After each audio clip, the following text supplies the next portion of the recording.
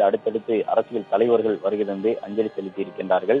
தற்போது திமுக துணை பொதுச் செயலாளர் கனிமொழி வருகை தந்து தங்கள் குடும்பத்தவர்களுடன் வருகை தந்து அஞ்சலி செலுத்தி இருக்கின்றார் என்பதை பார்த்து வருகின்றோம்.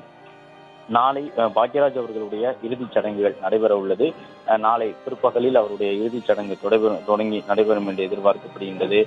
அதேபோன்று கவிஞர் ஸ்நேகன் உள்ளிட்டவர்கள் எல்லாம் அஞ்சலி செலுத்திவிட்டு பாக்யராஜ் அவர்களுக்கும் தங்களுக்குமான அந்த நெருக்கத்தை நட்பை பதிவு செய்து சென்றிருந்தார்கள் என்பதை எல்லாம் பார்த்தோம். பல்வேறு சட்டமன்ற தொகுதிகளை சார்ந்த உறுப்பினர்களும் கூட வருகை தந்திருக்கின்றார்கள். முதலமைச்சரை தொடர்ந்து தமிழக வெற்றி கழகத்தை சார்ந்த சட்டமன்ற உறுப்பினர்கள் ஒரு சிலரும் தனியாக வருகை தந்து அஞ்சலி செலுத்தி சென்றிருக்கின்றார்கள்.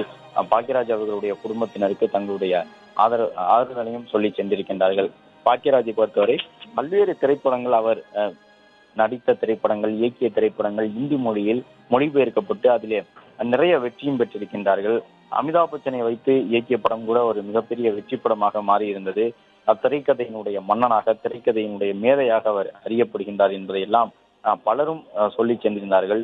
திரைக்கதையை கற்றுக்கொள்ள வேண்டும் என்றால் படிக்க வேண்டிய அவசியம் இல்லை. பாக்யராஜினுடைய 15 திரைப்படங்களை பார்த்தாலே போதும் திரைக்கதையை கற்றுக்கொண்டு விட முடியும் என்ற கருத்தை பல இயக்குநர்கள் சொல்லி சென்றிருந்தார்கள் என்பதையும் பார்த்தோம். பாக்யராஜ் தான் எங்களுக்கெல்லாம் மானசீக குருவாக இருந்தார் என்ற ஒரு தகவலை இன்றைய பல இயக்குநர்கள் சொல்வதையும் கேட்க முடிந்தது. எனவே மூத்த இயக்குநர்கள், இசையமைப்பாளர்கள் என்று அடுத்தடுத்து வருகை தந்து தங்களுடைய இறுதி அஞ்சலியை பாக்யராஜ் அவர்களுக்கு செலுத்தி இருக்கின்றார்கள். இது மட்டுமல்லாமல் அவரோடு அந்த காலகட்டங்களில் ஒன்றாக இணைந்து திரைத்துறையிலே சின்ன கதாபாத்திரங்களை ஏற்று நடித்த பலரும் கூட வருகை தந்து அஞ்சலி செலுத்தியிருந்தார்கள் என்பதை பார்க்க முடிந்திருந்தது. பிளே ஸ்டோர் மற்றும் ஆப் ஸ்டோரில் இருந்து பாலிமர் செயலியை QR கோடு மூலம் பதிவிறக்கம் செய்யுங்கள்.